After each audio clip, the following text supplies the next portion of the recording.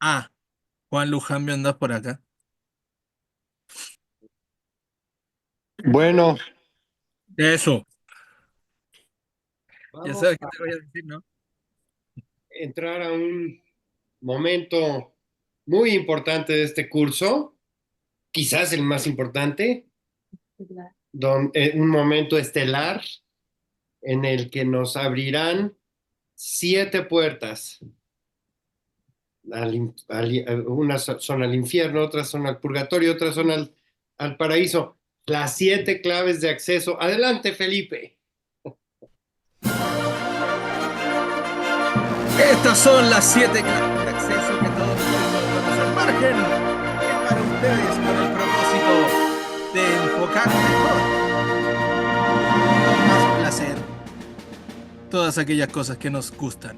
Muchas gracias, las tradiciones son para seguir cumpliéndolas, ¿verdad? Para eso existen las tradiciones. Muchas gracias, señor Lujambio. Bueno, entonces vamos a regresar, ¿no? Para ahora sí entrar en esta segunda parte que es más breve, solamente puntualizaríamos una propuesta de lectura, una suerte de guía para no perdernos, ¿no? Ahorita que ya vamos a abrir el libro, ¿no? Y entrar en él de lleno, de una obra que, bueno, volvemos al principio, es una de las más comentadas, influyentes, ¿no? De la historia de la literatura, pero pocas veces tenemos la oportunidad de detenernos a pensar, a conversarla, ¿por qué lo es, ¿no? Y hay una cuestión que nos vamos a dar cuenta, bueno, eso sí, sí que ya se lo digo después, ¿no? Que tiene que ver con el hecho de que uno a medida que va leyendo se da cuenta de lo ignorante que es.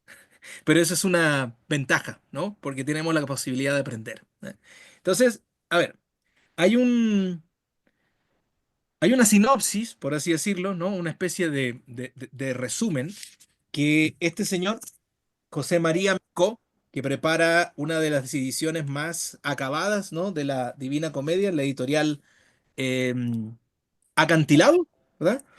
La expone, ¿no? Y que me gustaría leérselas. Dice, em, la comedia es la narración, fíjense, en primera persona de un viaje por el infierno, el purgatorio y el paraíso realizado en la primavera del año 1300 por el propio Dante Alighieri, cuando está a punto de cumplir 35 años. ¿Vale? Es el mejor ejemplo antiguo de lo que la crítica literaria denomina hoy autoficción. O sea, la historia de un amor como no hay otro igual, que nos hace comprender todo el bien y todo el mal, así como dice el bolero, ¿no? Y así como decía la propaganda de NAM. Entonces, ¿qué es lo que vamos a tener? En primerísimo lugar, como clave de acceso, algo que podemos llamar una suerte de poema en clave, ¿no? Los franceses utilizan el término roman à cliff, una novela en clave autobiográfica. No es autobiografía, porque eso entra dentro, perdón, del terreno de lo histórico y lo periodístico. Aquí entra dentro de la ficción, ¿sale? Entonces, quizás el término es un poco sangrón, poem a cliff, pero nos puede dar la medida de lo que estamos diciendo, ¿verdad?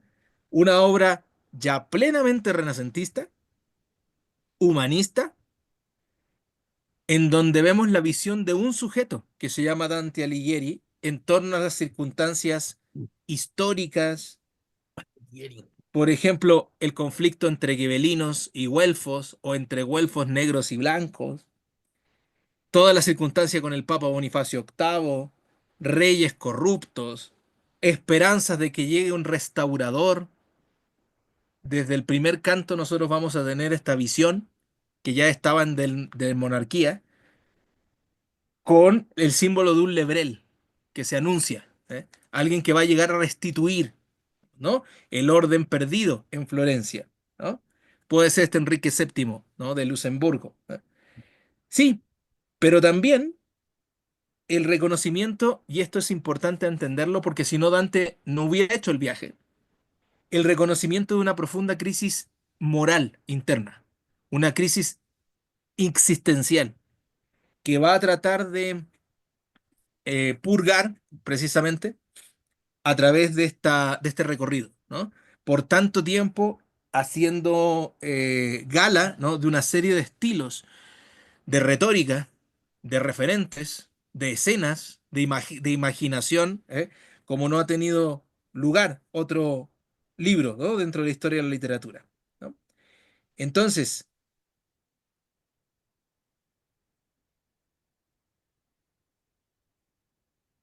hay un pecado que se identifica, y esto lo van a ver en el segundo terceto del primer canto, ¿no?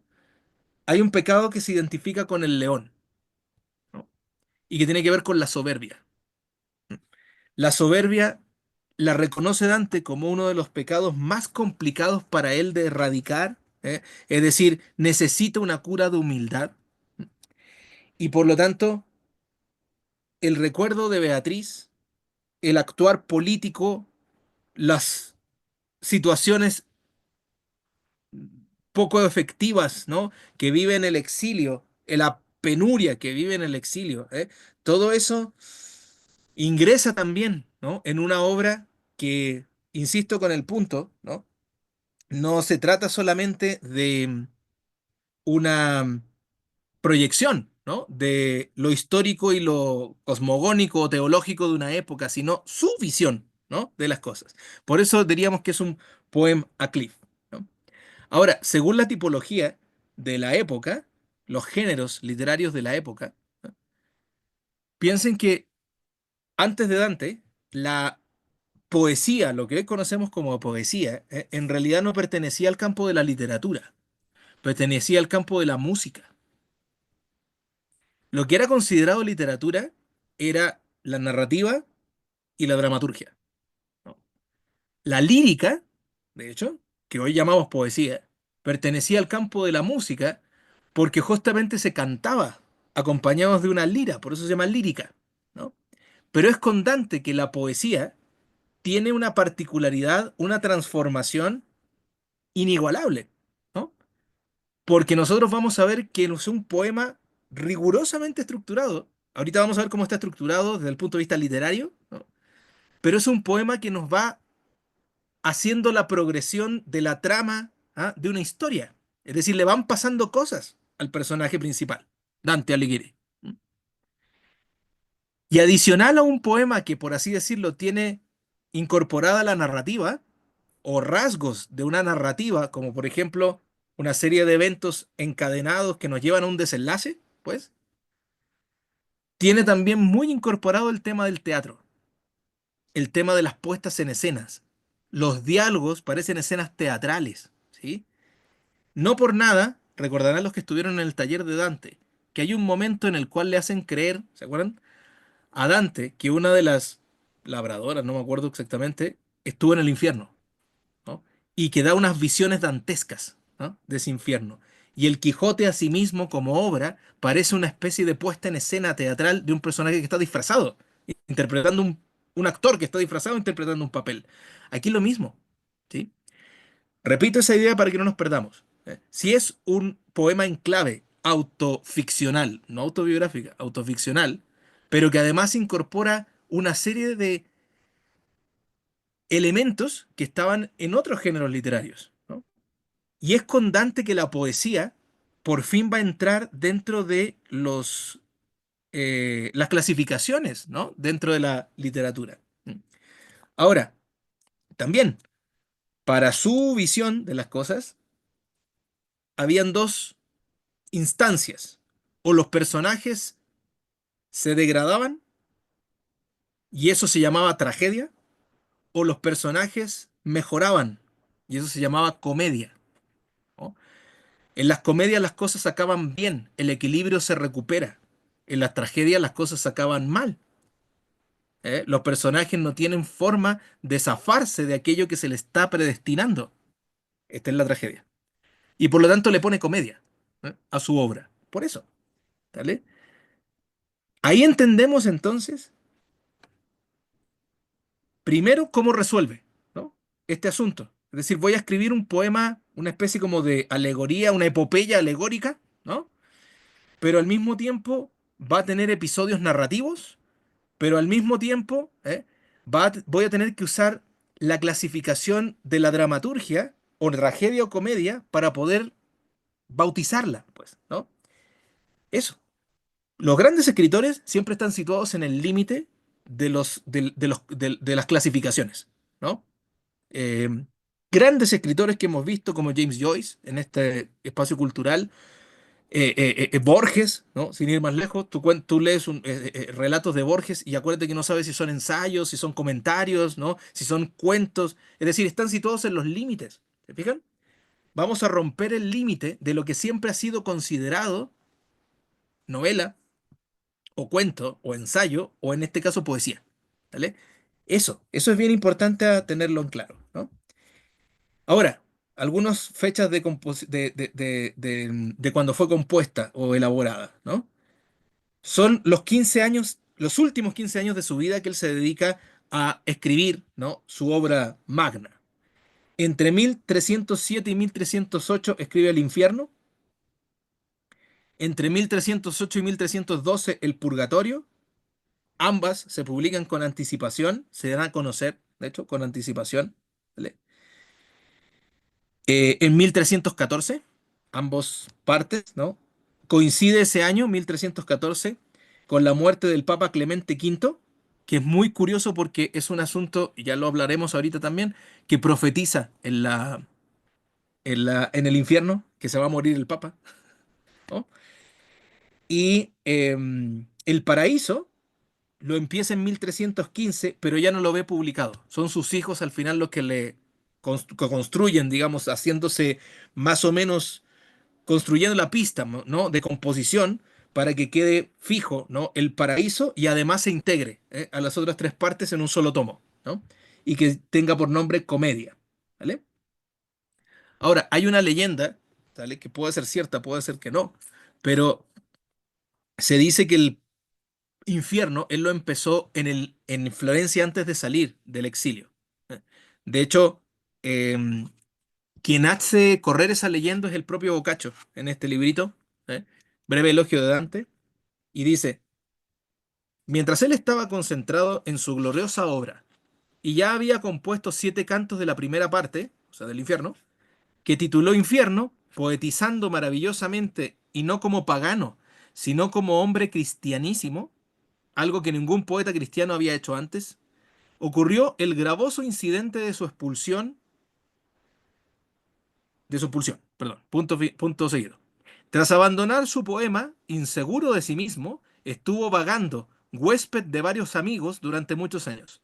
Como sin duda deberíamos creer que la fortuna no puede actuar en contra de lo que Dios dispone, aunque pueda demorarlo, no consigue que se desvíe del propósito final, ocurrió que alguien que tal vez necesitaba algún documento, buscando entre los haberes de Dante, que habían sido puestos al salvo en unos cofres y habían sido llevados a lugares sagrados cuando la plebe ingrata y caótica había saqueado su casa, más por el posible botín que por una justa venganza, encontró los 7 cantos que Dante había compuesto.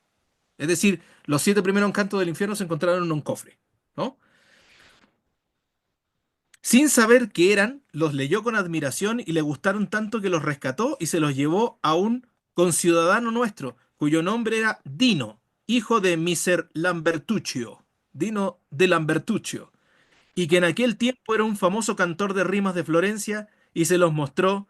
Cuando los leyó Dino, hombre de ingenio elevado como el que se los había llevado, se maravilló, tanto por la belleza y la elegancia del estilo como la profundidad del sentido que le pareció percibir oculto bajo la corteza de las palabras. Entonces, creámoslo en la leyenda. Los 7 primeros cantos se escriben en Florencia, los guardan en un cofre, ¿eh? Podrían haber no llegado, podrían haberse perdido, podrían haberse saqueado. Gema, obviamente, que era una mujer aliteraria, no tenía idea de lo que hacía su esposo, a lo mejor los podría haber desconsiderado, pero tuvo la fortuna de aparecer y que a Dante le llegaran al exilio, ¿no? Esos 7 primeros cantos y continuara con su obra. Bueno, el resto lo termina en Verona, siendo huésped, y este es un nombre importante también, va a aparecer en la comedia, de un señor llamado Can Grande de la Scala. Can Grande de la Scala, en Verona. Bien. Ahora,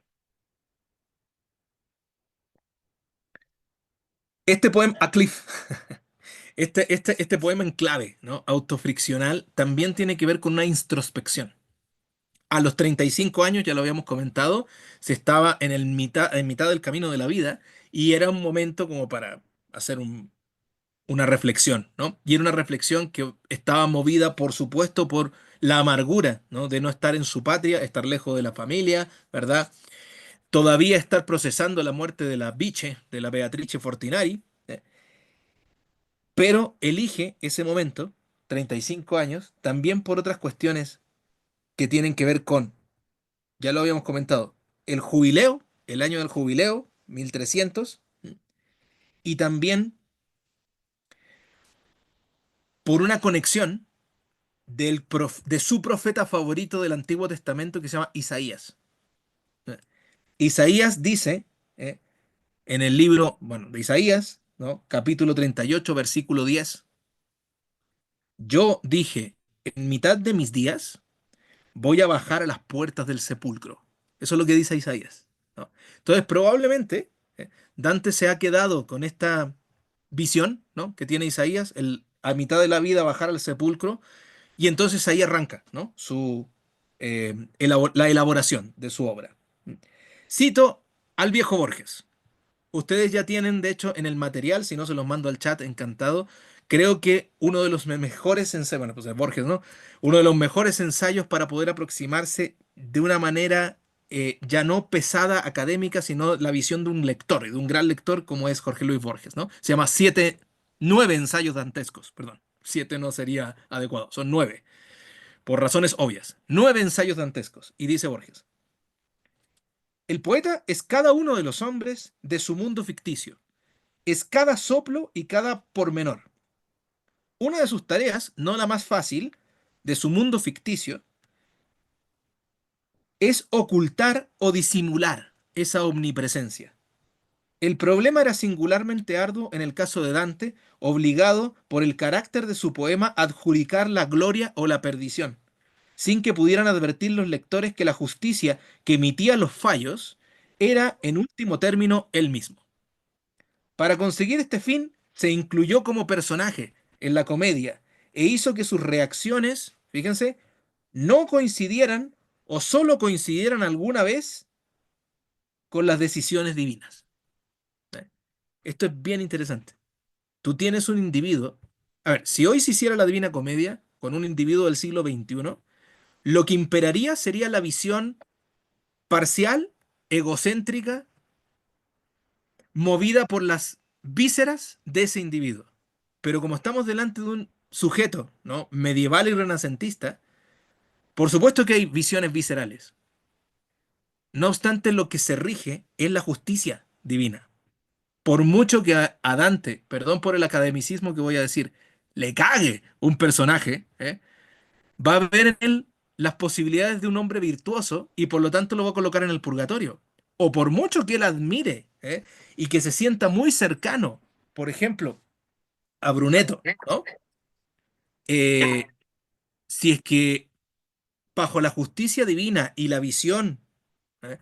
de la doctrina tiene que pasar una temporada en el infierno como Rambo, pues tiene que pasar una temporada en el infierno, como Rambo. A eso vamos, ¿sí?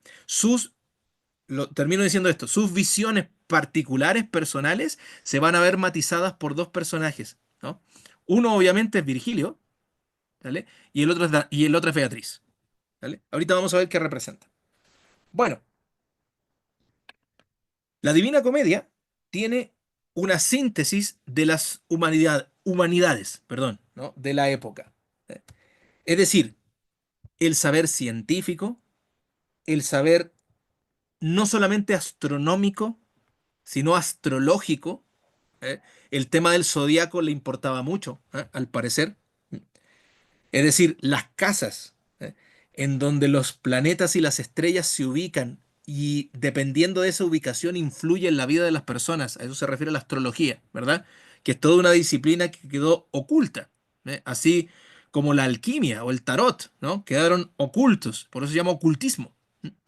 Le importan tanto como la astronomía que él conoce, que es la organización del cosmos bajo Ptolomeo. Todavía no ha aparecido Copérnico, Galileo, ninguno de esos, ¿no? Entonces es la organización astronómica medieval, pero también le importa lo astrológico, así como lo científico. Le importa lo histórico, obviamente le importa lo teológico, ¿eh? Y lo que va a lograr son dos cosas, a partir de esta disposición de tantos saberes, ¿no? Uno es una capacidad de síntesis admirable. Es decir, hay discusiones filosóficas o literarias o teológicas que de repente otros autores ocupan libros y libros, páginas y páginas, y Dante las va a resumir en un terceto, ¿no? Es una capacidad de un hombre justamente humanista, ¿eh? Alguien que finalmente hace decantar la preocupación, el concepto, el debate, ¿no? A unas pocas líneas. Eso en términos, digámoslo así, escolástico, ¿verdad? La escolástica es la disciplina que construye Santo Tomás, justamente para debatir en torno a estas cuestiones. Pero también hay una cuestión sobrenatural. Y esto es algo que hay un ensayo, de hecho, que tiene que ver con el libro que les puse, El esoterismo andante, cómo el individuo parece convertirse en una suerte de profeta del Antiguo Testamento en su propio libro y anunciar cosas que van a pasar y que terminan pasando, ¿no? Como la muerte de papas en fechas específicas, el modo en el cual se van a inclinar a un favor o a otro, ¿no? Los gobiernos de Florencia y de Roma, ¿eh? La situación que van a tener las familias que él conoce y que eran sus vecinos, sus amigos, todo se va a terminar cumpliendo. ¿Cómo lo hizo? Todavía es un misterio, ¿no? Pero tiene muchos de los cantos este tonito como de profeta, del profeta Isaías o del profeta Ezequiel, ¿no? Eso. La situación que nosotros podemos comentar, ¿no? Sin entrar en pormenores ocultistas, ya que salvo una o dos personas aquí me siguen esa onda y los demás no, ¿sí? Es que un individuo cuando tiene un conocimiento cabal, fundamentado, estructurado, ¿vale? No es que pueda profetizar, es que más bien empieza a localizar patrones, ¿no? Dentro de las propias situaciones y dentro de la propia historia, ¿sí? Ahora, ya había comentado una cosa, el pasaje del libro de Isaías, ¿no? Dante va a hacer gala, va a ponerte delante las cartas o lo que diríamos nosotros en el mundo contemporáneo, los intertextos. Es decir, va a ser intertextualidad. Obviamente el libro que va a consultar muy regularmente va a ser la Eneida, el gran libro del poeta Virgilio, que lo considera él su maestro, ¿no? La Eneida, recuerden que es una epopeya también que escribe Virgilio, poeta latino, durante el periodo del primer imperio, el imperio de Augusto o de Octavio. ¿Y qué nos cuenta Virgilio allí? Toda la fundación de Roma, desde la leyenda, ¿no? De cuando Eneas, por eso se llama Eneida, el héroe Eneas sale de la guerra de Troya y llega a esa península, ¿verdad? Cargando al mismo tiempo a su hijo y al cadáver de su padre. Desde ese minuto hasta el momento en el que él mismo está escribiendo bajo el gobierno de Augusto o de Octavio, que es el primer emperador, ¿no? Todo eso está referido en la Eneida. Y en la Eneida, entonces, nosotros vemos que hay un personaje, justamente el protagonista, Eneas, que desciende a los infiernos, que baja, así como Isaías, ¿eh? Y por otro lado, en la carta de San Pablo a los Corintios, la segunda carta de San Pablo a los Corintios, ¿qué pasó? No los veo de pie escuchando la lectura. Muy mal, por parte de ustedes. Al menos finjan que esto les hace sentido todavía, porque en ese fingimiento o reauténtico interés van a entender mucho mejor la Divina Comedia, ¿no? Carta, segunda carta del apóstol San Pablo a los Corintios. Yo sé de un hombre en Cristo que hace 14 años, si en el cuerpo o sin el cuerpo no lo sé, Dios solamente lo sabe, fue arrebatado al paraíso y oyó palabras inefables que un hombre no es capaz de repetir. Esto va a parecer una y otra vez, sobre todo en el infierno y en el paraíso. La imposibilidad que tiene Dante, incluso la declaración que hace Dante de decir el lenguaje no me alcanza para describir lo que estoy viendo. Me arrebata esto, es casi como la poesía mística. El gran problema al que se enfrentan los poetas místicos es que el lenguaje humano es limitado para dar cuenta, para transmitir lo que yo viví, ¿no? Entonces, así como Eneas o Isaías hacen el descenso, San Pablo está comentando de un individuo que fue arrebatado y se fue al paraíso, pero que no es capaz, ¿qué?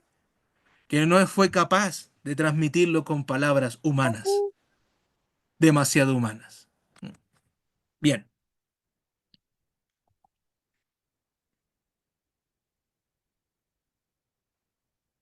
Virgilio va a encarnar la razón, la lógica, la filosofía. Es decir, uno de los más potentes focos de conocimiento de toda la historia de Occidente, ¿no? En el caso particular de Virgilio, para Dante no era solamente un rimador, no era solamente un escritor, ¿no? Que estructuraba bajo unas rimas rigurosas, ¿no? Un poema llamado La Eneida. Él era un pensador. Él trataba de llegar a través de su disciplina, la poesía, a verdades insondables o, pongámoslo en los términos de San Pablo, inefables, ¿vale? Nosotros tenemos, por supuesto, maneras de conocer la verdad, de encontrar, ¿no? Fenómenos verdaderos, verdades totales que nos permitan edificar nuestra vida. Pero hay realidades superiores. Una es la razón filosófica, y eso va a ser Virgilio, ¿no? Cuando vayan pasando por cada uno de los círculos del infierno y las cornisas del purgatorio, Dante va a ser un humilde, acuérdense que él reconoce que su principal pecado es la soberbia, un discípulo humilde para preguntarle, Padre, Maestro, ¿estos qué hicieron? ¿Por qué están aquí? ¿Eh? Y él le va a dar una explicación ajustada, no caprichosa ni subjetiva, ajustada desde el punto de vista filosófico. No obstante, como Virgilio vivió durante el Imperio Romano, es decir, no conoció el cristianismo, cuando están en el anteparaíso, detiene sus pasos y le dice, hijo mío, aquí ya no puedo entrar, no estoy bautizado. Y aparece, obviamente, con esa halo inmaculado que habíamos visto en las pinturas prerrafaelistas de la presentación, Beatriz. Y Beatriz va a representar otra forma de conocimiento. Y esto quiero insistir y detenerme a insistir en esto. No es simplemente la mujer elevada a categoría de virgen, ¿verdad? Inmaculada, que nos va a servir de musa para que el poeta se inspire.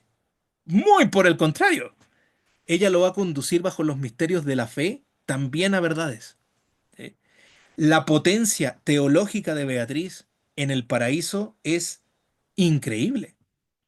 Es decir, por boca de Beatriz, nosotros vamos a resolver una serie de dudas de por qué están esas almas en el paraíso o cómo se llega ahí.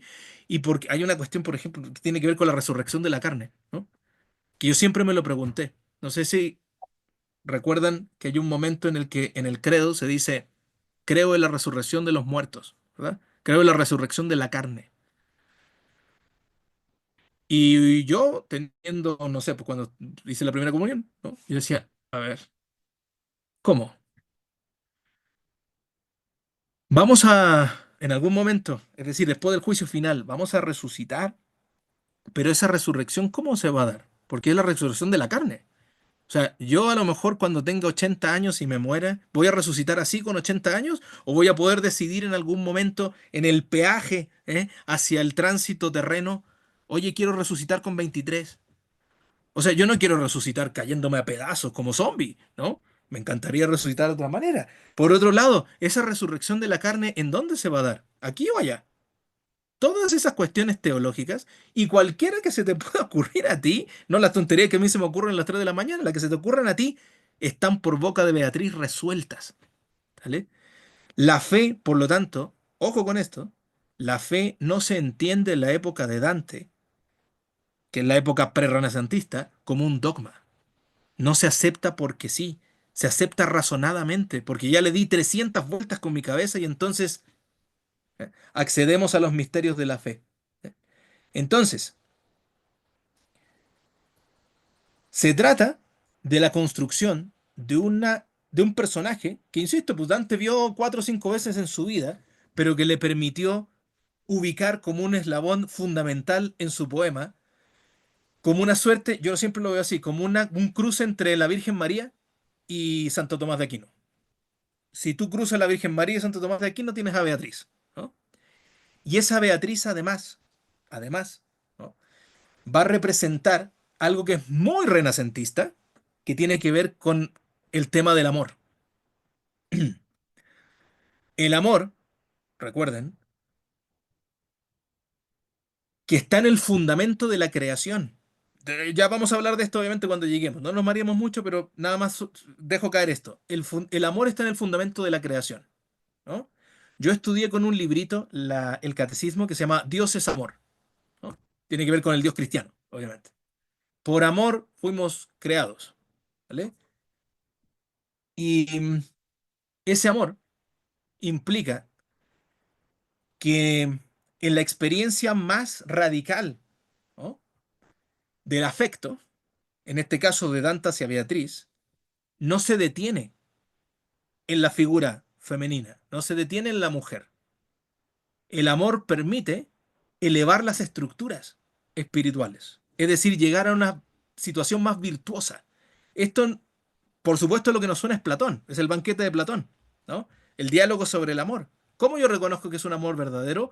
Porque por supuesto que hay apetencias, por supuesto que hay atracción, ¿sale? Pero esa atracción es la puerta de acceso nada más a que yo me deje transformar por la experiencia amorosa y mis estructuras espirituales se eleven. Nada más una cosa, que obviamente Platón no está diciendo esto, no puede decir esto en clave cristiana, pero Beatriz sí. Por lo tanto, usted va a tener durante todo el Renacimiento como la misma fórmula o mecánica, un sujeto que encuentra una mujer, pero insisto con esto, porque me he pegado agarrones académicos, tantología con esto. No es la mujer pasiva que simplemente está ahí para ser cantada, alabada, venerada, ¿no? Es la mujer que tiene la capacidad absoluta para que este individuo comprenda que eso que tienen entre ellos no es lo definitivo ni el final de la historia, sino que es un intermedio. Porque Beatriz lo va a llevar, obviamente, a ver a Dios. Nada más que ella no le lleva. Nada más que ella no la acompaña. Está buena, ¿no? Tanto rollo para llegar a Beatriz otra vez, tanto asunto, ¿no? Y primero lo va a friccionar, como decía el Lalo en el chat. ¿Eh? Le va a decir, Dante, amigo mío, puta, qué mal rollo, partimos mal, ¿no? Tanto darle vueltas y además para que Dante se dé cuenta que el techo, que la meta no es el amor de Beatriz. El amor de Beatriz lo permite conocer lo divino. Eso es un rollo renacentista, plenamente renacentista. Está en Botticelli, está en Tiziano, está en Petrarca, evidentemente con Laura, ¿no? Está en todos, ¿no? Pero ¿quién lo fija? Pues Dantecito, para variar, ¿no? Tantas cosas hizo. Entonces, termino con una cuestión para que no se nos quede nada en el tintero, ¿no? ¿Qué permite el amor de Beatriz? Conocer ya profundamente a Beatriz en el paraíso, atisbar el rostro de Dios, que es finalmente la esperanza de todo cristiano al morir, ver el rostro, ¿no? de Dios. Ya no les quiero spoilear, pero ya en los últimos 3 cantos del paraíso no es Beatriz lo que la lleva de la manita a ver a Dios, es otro personaje. Oh, de ese nadie habla. Todos hablan de Virgilio y de Beatriz, pero de ese no. Ya lo veremos. Sigo. ¿Cuál es la estructura del universo dantesco? ¿No? Esto lo quiero enviar al chat como un material, ¿sale? Se los quiero enseñar nada más porque hay una serie de cuestiones que son proyección del saber de la época. Aquí está. Sí, esto. Este escaneo, ¿vale? Este pirateo, no digan obviamente que está pirateado, no. Pero este pirateo se los voy a mandar y está tomado del libro de, de José María Micó. Este lo hace Micó, este esquema, ¿no? Ahí usted tiene el embudo, ¿verdad? Es decir, los círculos del infierno bajando allí y me parece una muy buena guía cuando empecemos obviamente a revisarlo uno por uno, ¿eh? Aparecen los cantos, cuáles son los pecados, ¿verdad? Que están allí condenándose por toda la eternidad. Del infierno recuerden que no se puede salir, del purgatorio sí, ¿no? Pero del infierno no. ¿Eh? Te fregaste, te fuiste al círculo de los heréticos o de los simoniacos o de los hipócritas, en fin, y ahí te quedaste con tu pena, ¿no? Y, y cuáles son los lugares, ¿no? Y si lo notan, eh, es un cono invertido. Y cada vez que se llega más profundo, es más cabrón el pecado. Porque estamos más cerca de Don Sata, del cola de flecha, ¿no? Del que huele a azufre, del cornudo, de Satanás, Belcebú, de ese, de ese. El peor pecado, si lo están notando allí, en la parte izquierda de su pantalla, es la traición. Y por lo tanto, Satanás está mordiendo. Les hago un poquito de spoiler para que se entusiasmen. Satanás está mordiendo simultáneamente por toda la eternidad a los peores traidores de la historia. Obviamente, Judas y Bruto, que traicionó al César. Bruto y Casio, que traicionaron al César. ¿No? Esta es una estructura, ¿vale? Que es la proyección de la cosmogonía medieval, pero también de la invención de Dante, ¿sale? Hay una parte, si lo notan allí a mitad del infierno, que se llaman las bolsas. Eso no está en ninguna parte. ¿Eh? Eso no está ni en la Biblia, ni en el catecismo, ni en la doctrina, ni en los textos seculares. No está en ninguna parte. Lo inventa él. Son bolsas, ¿eh? En donde le parece que los pecados o los subpecados tienen que estar en un lugar correspondiente. Le llaman las malas bolsas, de hecho. Eso es invención de él. ¿Eh? Bueno, una cosa interesantísima, interesantísima, ¿no? Ahorita lo vamos a ver con el siguiente punto. Dante tiene esta, este dato, digamos, de San Pablo, de un tipo que subió al paraíso, ¿no? Fue arrebatado de la tierra y subió al paraíso, pero también tiene muy presente algo que es una figura tutelar para él, que es la Virgen, que es María. O sea, piensen que María se va en cuerpo y alma al cielo, ¿no? Y él va a transitar por estos tres estadios en cuerpo y alma. Lo que encuentra son puras almas, incluyendo la de Virgilio y la de Beatriz. Son almas. Y entonces a las almas condenadas en el infierno o purgándose, ¿no? En la montaña del purgatorio, les va a llamar mucho la atención quién es este tipo cuyo peso hunde la barca, por ejemplo. O bien, esto es genial, o sea, son cuestiones ya de un gran poeta, de un gran escritor. Cuando camina mueve las piedras. Pues sí, si fuera un alma, ¿no?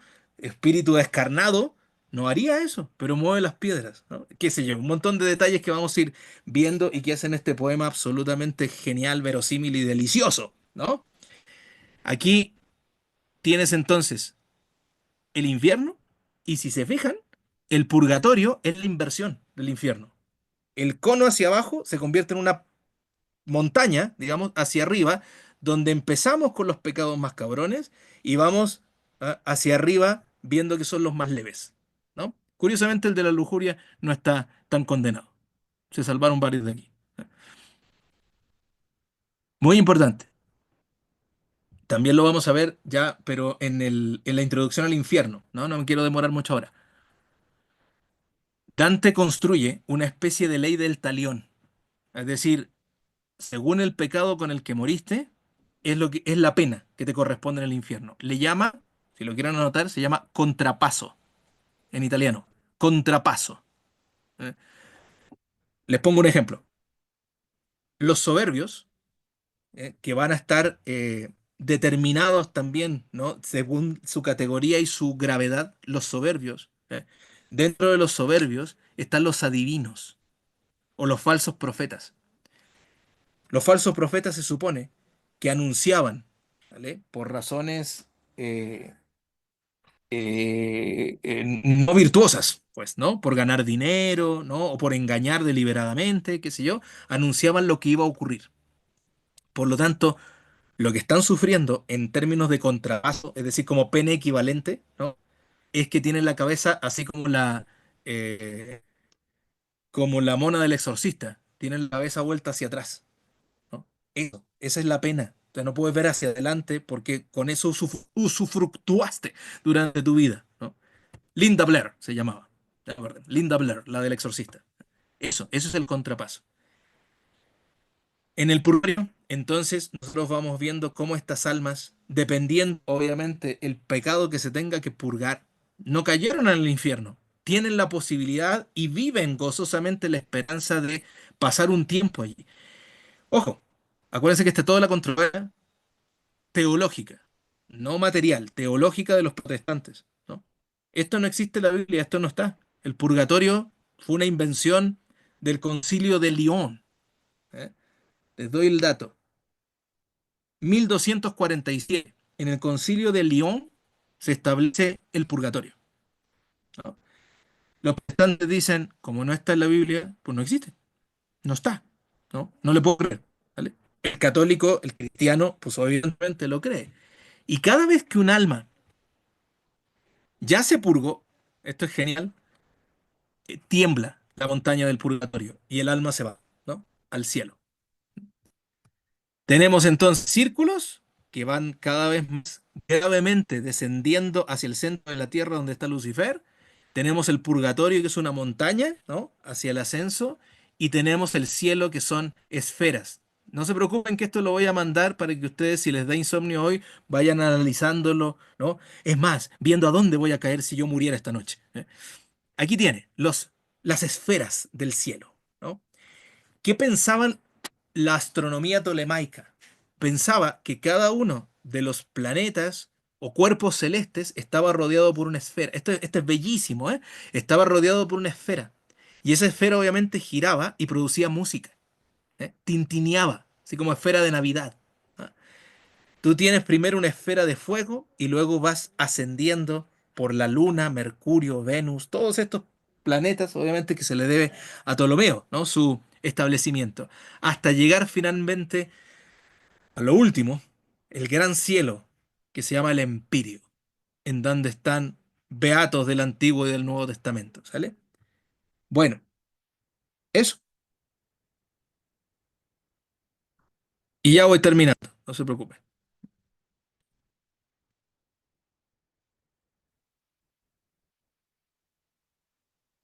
Dante era un individuo convencido y profundamente religioso, ¿eh?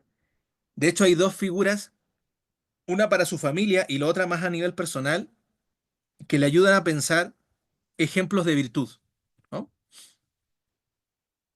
Una es Santa Lucía, ¿sí? Lucía de Siracusa. Piensen que fue una mártir, ¿no? Que murió a manos de Diocleciano, se llamaba el emperador que persiguió, como tantos otros, ¿no? Cristianos, y ella muere virgen, ¿no? Martirizada, Santa Lucía. Y la familia de Dante, los Alighieri, ¿no? Tenían un culto justamente a Santa Lucía, ¿no? Era como una especie de figura tutelar. Pero él de verdad es muy mariano, no tiene un culto mariano absoluto. Le parece que es un ejemplo y un dechado de virtud la Virgen María, ¿eh? Por lo tanto, también refuerzo el argumento que estaba diciendo. Si ya la Virgen María va a estar ya en lo más alto del cielo y además va a servir como ejemplo de virtud, Beatriz tiene que funcionar de otra manera, pues, ¿sí? No solamente como la mujer inmaculada a la que le cantamos, ¿sale? Como si fuera poesía provenzal, pues, ¿ah? Em, la religiosidad tan intensa, ¿no? Parece hacer de la Divina Comedia una especie de poema alegórico didáctico, ¿no? Les leo algo que dice Giorgio Petrocchi en el prólogo de la edición de Cátedra, ¿no? Dice, no hay episodios en la comedia ni personaje secundario o momento del fantasear que no estén sometidos a un vigoroso impulso moral, investido de una fe robustísima y elocuente, sensible a los más varios problemas de la vida cristiana, pero al mismo tiempo siempre en relación con las instancias políticas y con los ideales humanos de su época. En un conjunto, perdón, en un continuo dramático, perdón, en un continuo y dramático dialogar con los protagonistas y los hechos de sus coetáneos, sin sustraerse nunca de juzgar, antes con un constante empeño por comprender, valor, censurar el presente y lamentar el pasado. ¿Ah? Esa idea me parece fundamental. Es decir, todo está escena, personaje, momento, etcétera, permeado por lo religioso, por la visión, ¿no?, que tiene este individuo. Y por lo tanto, se asume esta actitud. Yo soy Dante Alighieri, un pobre mortal, que me dieron la oportunidad de entrar en estos tres estadios, infierno, purgatorio y cielo, o paraíso. ¿Quién soy yo para juzgar? Si es correcto o no. ¿Vale? No quita, obviamente, que sus enemigos, güelfos negros, se estén quemando en el infierno, por supuesto. No quita eso. Pero al mismo tiempo sí hace un reconocimiento de que la justicia divina es infinitamente mayor que la visión o la opinión o preferencia que pueda tener este ser humano pequeño. ¿No? Bien. Esto es sumamente conocido, sumamente llevado y traído cuando se ha comentado de la Divina Comedia. A lo mejor en algún documental, podcast o texto que ustedes hayan leído, pues, probablemente aparezca, ¿no? Que es la proyección y la estructuración de la obra a partir de la Trinidad, ¿no? El elemento, perdón, la noción de la Trinidad en el cristianismo es fundamental. No hay otra religión que tenga la división de la misma persona espiritual en tres instancias, ¿no? Padre, Hijo, Espíritu Santo.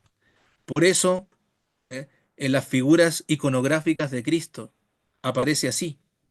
Esto significa Trinidad. Por eso al final de la misa el sacerdote te da la bendición así, la Trinidad, tres. ¿Eh? El tres, por supuesto que el cristianismo lo absorbe de religiones y de civilizaciones antiguas, ¿no? Lo trinitario, es decir, un número que incluso se proyecta geométricamente como una figura muy estable, ¿sale? Tres círculos entrelazados, por ejemplo, el triángulo también, ¿no?, que apunta hacia arriba, etcétera. ¿Mm? Pero bueno, según la simbología del número 3, Padre, Hijo, Espíritu Santo, implica el equilibrio, la estabilidad, ¿no?, el reconocimiento, ¿no?, de la única doctrina, ¿no?, que tiene a su haber esta característica, ¿vale? Por lo tanto, la perfección. Son tres personajes, Dante, Virgilio y Beatriz. ¿Ah? Al mismo tiempo, cada estrofa, lo vamos a ver, tiene tres versos. Se llama, en poesía, en estudio poético, se llama terceto, estrofa de tres versos, ¿no? Pero a su vez, estas tres partes, infierno, purgatorio y cielo, que está compuesta por tercetos, cuenta con 33 cantos, excepto el infierno. Cada parte tiene 33 cantos, compuestas por tercetos, excepto el infierno, que tiene 34. Dos teorías al respecto. Una, el canto uno es la pura introducción, es como el prefacio. Nel mezzo del camín de nostra vita me encontré en la selva oscura. Puede ser, pero a mí me gusta más esta interpretación. 33, múltiplo de 3, que alude a la perfección, no puede estar en el infierno. El infierno tiene que ser imperfecto. ¿Fijan?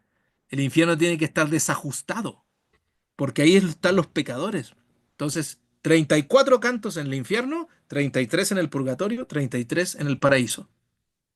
Fantástico, fantástico. ¿No? Por otro lado,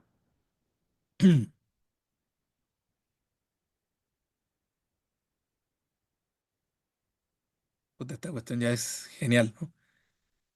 Cada verso de los tercetos está escrito en endecasílabos. Eso significa endecasílabos. Significa 33 sílabas por estrofa. Todo está pensado, ¿no? Porque recuerden que de todas maneras es 50% medieval Dante, 50% renacentista. Y su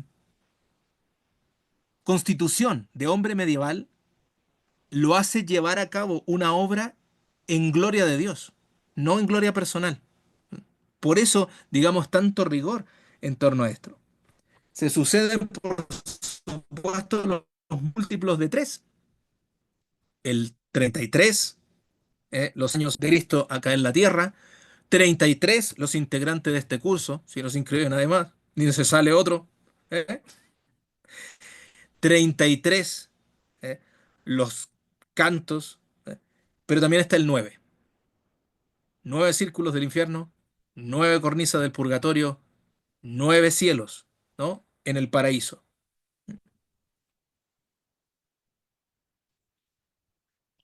Hay un estudio numerológico de la Divina Comedia, se los mando si quieren, para no entretenerlos mucho más. Ahorita si se quieren ir a cenar o estar con la familia, en fin, o dormir. Pero además del 3 y sus múltiplos, 33, 9, etcétera, habla del 7. El 7 también es un número numerológicamente hablando muy cargado, ¿no? De significaciones. ¿Vale? Piensen, son los 7 planetas, según el sistema tolemaico, los 7 pecados capitales, ¿verdad? Hay una parte que es fabulosa, que es cuando Dante llega al purgatorio y le para el acceso un ángel. Está subiendo unos peldaños y en la puerta del purgatorio le para el acceso. Además, encontrar la puerta del purgatorio, puta, se tardan un montón. ¿eh? Están como todos despistados, porque no saben dónde está la puerta. Llegan a la puerta, está el ángel, y el ángel no le dice nada, y lo primero que hace es con su espada le graba 7 P's en la frente. Son los 7 pecados que se van a ir borrando mientras ascienda, ¿no? En el purgatorio. Recuerden que son 4 virtudes cardinales y 3 virtudes teologales. 7. Los 7 dones del Espíritu Santo. Esto yo lo volví a recordar porque mis hijos están ahorita haciendo la confirmación, ¿no? Todo eso se proyecta en nuestra querida Divina Comedia. Y antes de pasar al punto 7, ¿vale? Que tiene que ver con el estilo, ¿no? Con el estilo poético, quisiera mostrarles una cosa, que es esto. ¿Qué significa los tercetos endecasílabos? ¿Vale? Y además con algo que se llama rima encadenada. Obviamente la gente que estudió en el Colegio de Lingüística y Literatura esto pues se lo domina, ¿no? Hasta lo enseña, ¿vale? Pero vamos a entender la elaboración, la articulación, más bien, ¿no? De esto de la rima encadenada. Fíjense. Ahí lo ven, los tercetos. ¿Lo notan? 1, 2, 3, silencio. 1, 2, 3, silencio. 1, 2, 3, silencio. Ahora, endecasílabos. 1, 2, 3, 4, 5, 6, 7, 8, 9, 10, 11. 11 sílabas. Y la rima. A, B, A, B, C, B, C, D, C. Leo. Así practico mi italiano. Nel mezzo del cammin de nostra vita, mi ritrovai per una selva oscura, que la diritta via era smarrita. Vita smarrita. Ita, ita. A. Oscura nos da el pie para que el siguiente verso se encadene. ¿Lo ven? Ahí cuanto a dir cuál era e cosa dura, ¿ve? Esta selva selvaggia e aspra e forte, ahí tenemos otra rima, otra posibilidad de rima más bien, orte, que en el pensier rinova la paura. ¿Ven? Ura, ura. Ahora, tan e amara che poco e più forte, perdón, tan e amara che poco e più morte, ma per tratar ben chi vi trovai, digo del altre cose, ch'io vos corte, esto es, o sea, la Divina Comedia obviamente en cualquiera de las traducciones está bien para entender el tema, la escena, la situación, pero ojalá. nosotros tuviéramos no solamente conocimiento de italiano, sino del toscano, para que esto nos pudiera entrar de una manera mucho más directa. ¿Sí? Ahí lo tienen. ¿Se entendió lo que eran los tercetos en decasílabo de rima encadenada? ¿Eh? Eso. Todo el poema va a estar escrito ahí. Es increíble. A, B, C, B, C, D, C, D, E, F, F, F, F, hasta la Z. Y por último, il dolce stil nuovo. El dulce estilo nuevo. ¿Cuál es el principio de este movimiento poético que surge con Dante, pero también con Guido Cavalcanti, que lo habíamos visto en nuestra exposición anteriormente, y otros amigos que no eran poetas, sino que eran músicos? Esto es interesante. ¿Eh? Hay uno que se llama Casella, por ejemplo, y otro que se llama Belacqua. Casella y Belacqua van a aparecer en el Purgatorio. Es, amigos, músicos, ¿no? Músicos y poetas desarrollando algo que tiene que ver con lo siguiente, un estilo de poesía nuevo. El concepto de amor, este es Petrocchi hablando, Petrocchi, el concepto de amor hacia la mujer como preparación y tránsito del espíritu humano desde la vivencia terrenal a la sublimidad de la contemplación de Dios. Ese es un principio del Dolce Stil Nuovo. Otro, el gusto por una forma poética, ojo, agradable y limpia. La idea de la poesía como sutil razonamiento sobre el amor. Toda aquella poética de dulzura y de novedad. ¿Vale? Es decir, por eso se llama Dolce Stil Nuovo. Es poesía amorosa, pero es una poesía que, insisto, no se detiene en el ser amado. ¿Mm? Va más allá. Intenta llevar a los cambios o a las elevaciones, ¿no? espirituales. Entonces, aquí usted tiene, fíjese, ¿eh? un, una estrofa de la Vita Nuova, que es de las más conocidas, ¿vale? Que se llama Donne che avete intelletto d'amore. ¿Mm? Donne che avete intelletto d'amore, y vo con voi de la mia donna dire. No importa que no estemos entendiendo el sentido, ahorita si quieren les leo, lo traducimos, ¿no? Pero noten la musicalidad. La poesía no solamente significa, evoca desde el punto de vista fonético.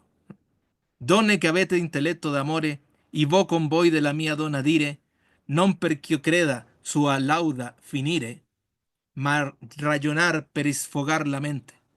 Io dico che pensando il suo valore, amor si dolce mi si fa sentire, che s'io allora non perdersi ardire, farei parlando enamorar la gente. ¿Qué chucha significa eso? Significa, mujeres o damas, que tenéis entendimiento de amor, quiero hablar con vosotras de mi dama, no porque crea agotar su alabanza, sino para desahogar la mente conversando. Digo que cuando pienso en su valor, tan dulce amor se me hace sentir, que si entonces no perdiera el atrevimiento, con mi hablar haría que se enamorase la gente. Obviamente en traducción, qué dulce está el nuevo ni nada, ¿no? Nos quedamos con el tema nada más. Pero esa musicalidad, esa sutileza, esa dulzura que se transmite a partir de este tipo de poesía es la que Dante va a ocupar. Nada más que una cosa. No olvidemos lo que dice ahí las 7 claves de acceso. Es un Dolce Stil nuevo, que ya lo había desarrollado en las rimas, en la Vita Nuova, y con los amigos. Pero cuando tiene que enfrentar la comedia, ¿eh? no puede hablar con dulzura del infierno, ¿no? Es decir, el Dolce Stil nuevo lo va a dejar, si acaso, para el purgatorio, para el paraíso. Pero si va a hablar de las penas del infierno, lo va a tener que adaptar. Esta es la genialidad literaria también, ¿no? De Dante. De hecho, en el purgatorio, si lo notan, él está haciendo como una suerte de auto mención, ¿no? Donne che avete intelletto d'amore. Está entre comillas porque está citado, ¿no? Está citándose a sí mismo. E io a lui, y mi son un che, cuando amor me inspira, noto, e a quel modo che dita dentro vos significando. O frate Isabello, dicelli il nodo, che il notaro e giutone e me ritiene, di quad al dolce stil nuovo, chiodo. Es decir, ahí nombra el estilo. ¿Qué significa eso? Dice, Mujeres que entendéis lo que es amor. Le contesté, yo soy de los que cuando amor me inspira, anoto y lo que dentro me dicta, yo lo voy significando. Oh hermano, dijo, cuando veo el nudo que al notario, a Guitón y a mí separa del dulce estilo nuevo que ahora escucho. ¿No? Esa es la traducción, esta es la traducción de Mico, ¿no? De esta parte. Pero ella está mencionando que va a dualizar justamente el dulce estilo nuevo. ¿Mm? Por lo tanto, es un dulce estilo nuevo, es lo que él había desarrollado ya, pero si lo notan lo va a tener que adaptar por las exigencias propias del lugar en el que está. Infierno, purgatorio y paraíso. ¿Eh?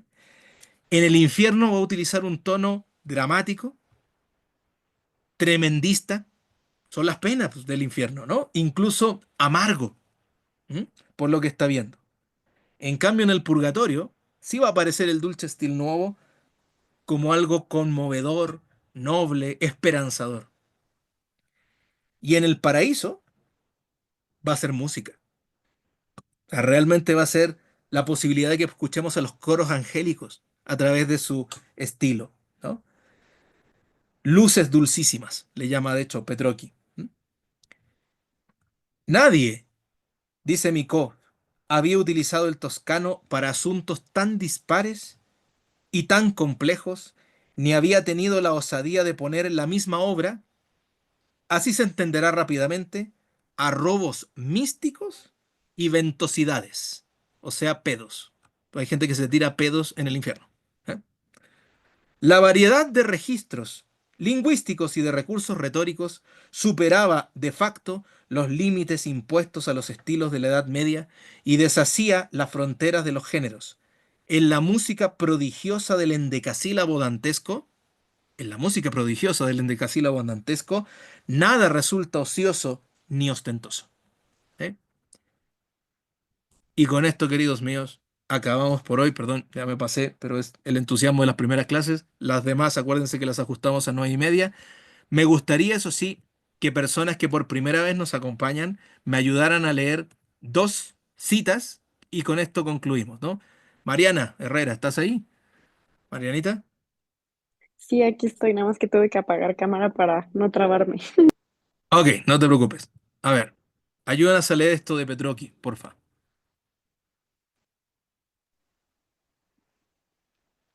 La vibración lírica del hombre hacia Dios y hacia los otros hombres, y está enraizada en un conjunto de sentimientos intensos y de experiencias ásperamente sufridas. Bien, muchas gracias. La Divina Comedia es, fíjense la forma en que lo dice Petrocchi, la vibración lírica del hombre hacia Dios y hacia los otros hombres. ¿No?